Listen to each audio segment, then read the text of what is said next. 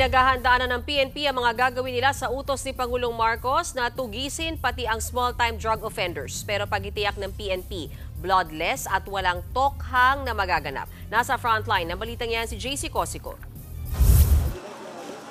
Kahon-kahon at sako-sako ng iligal na droga ang ipinasok sa incinerator na ito sa isang waste management facility sa 13 Martires City, Cavite.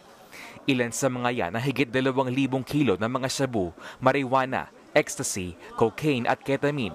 Meron ding mga liquid form ng cocaine, meth at marijuana at mga expired na gamot. Ang lahat ng yan sinunog ng mga tauhan ng Philippine Drug Enforcement Agency sa prosesong thermolysis.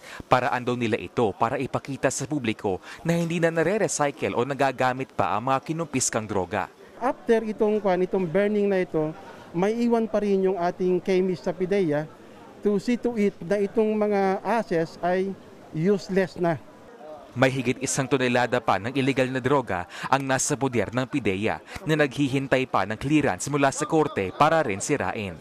Sa ulat naman ng Dangerous Drugs Board, bumaba raw ng 16.6% ang mga gumagamit ng illegal na droga sa bansa nitong 2023 sa ilalim ng Marcos administration.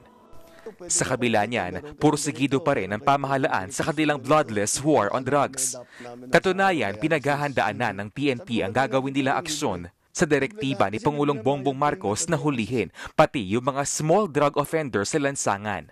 Isa sa mga nakikitang paraan ng PNP ay ang muling pagpapalakas sa Barangay Anti-Drug Abuse Council na siyang may hawak ng listahan ng mga sangkot sa pagtutulak ng droga. Pero paglilinaw ng PNP, hindi nila ibabalik ang dating gawi, gaya ng madugong oplantokhang ng Duterte administration. Mananatili pong bloodless ang atin with respect po sa human rights, pero dapat po palakasin pa rin po yung ating operation sa anti-illegal drugs. Nagbabalita mula sa Frontline, JC Cosico, News 5. Mga kapatid, may Los Baños po. Huwag magpahuli sa mga balita at impormasyong dapat ninyong malaman. Para sa mas malawak na balitaan at diskusyon, mag-follow at mag-subscribe sa social media pages ng News 5.